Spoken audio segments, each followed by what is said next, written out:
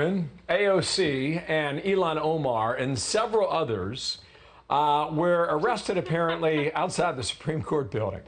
They put their hands behind their backs when the cops led them away. There's only one problem here. The squad members were not actually handcuffed. That charade soon becoming clear when AOC raised her fist to supporters and then put her fist back behind her back. New York Republican Nicole Malliotakis is with us now. Good morning to you. What do you call that? I mean, some might call it a charade. Others may say, no, they were out there justifying their First Amendment rights on abortion, et cetera. What would you say about it?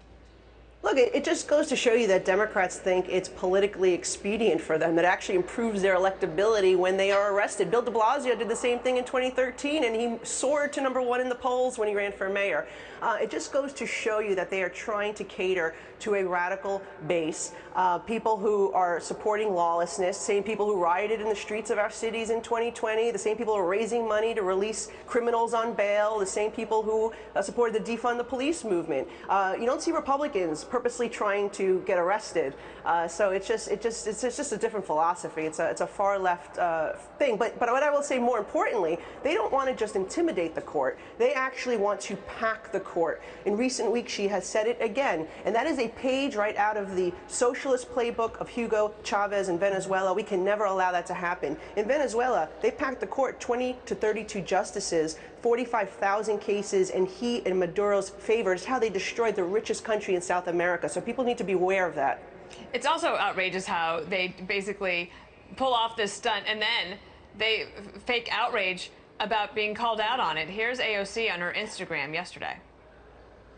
Republicans' favorite hobby is to make conspiracy theories out of everything to distract you and keep you from talking about what's actually important, which is the fact that they are trying to take away your right to bodily autonomy.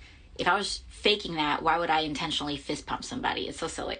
It's just so silly. It indeed is actually, she's right.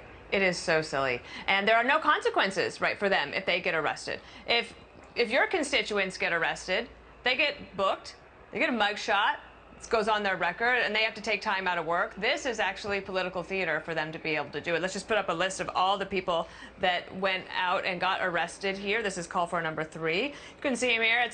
And it is their right. They can protest, but to pretend as that they are getting arrested and that it has consequences for them, that is not true. There's also a tweet from Shutdown DC saying that we disrupted Brett Kavanaugh's steak dinner and we will disrupt the congressional baseball game. The monsters tearing apart our country deserve no peace. Congresswoman, I don't think this is going to let up. I think it's only going to get worse. How do you see it?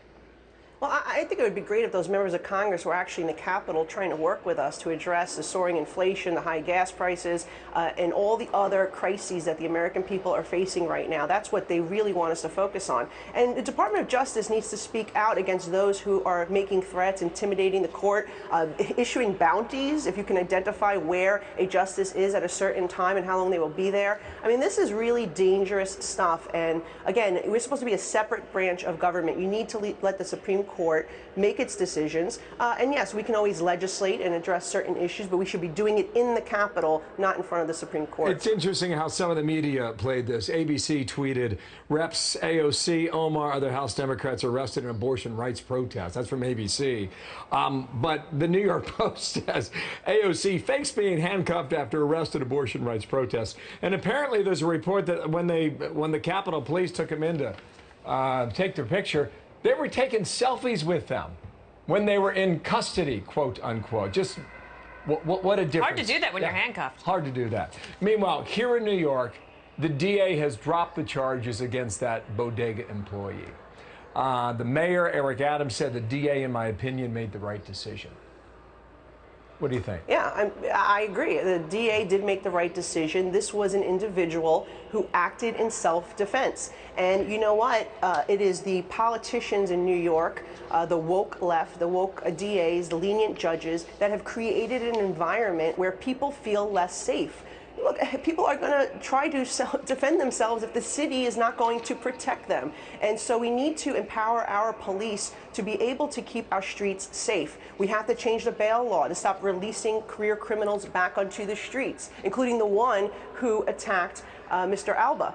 So there's something that can be done here and needs to be done here, but we need people like Governor Kathy Hochul and the state legislature to do the right thing. We need the DA now to not just drop those charges against Mr. Alba, but to prosecute actual criminals. Stop being so lenient. Stop releasing them back onto the streets. We need to hold them and set bail when we know that they have been a repeated problem in our society.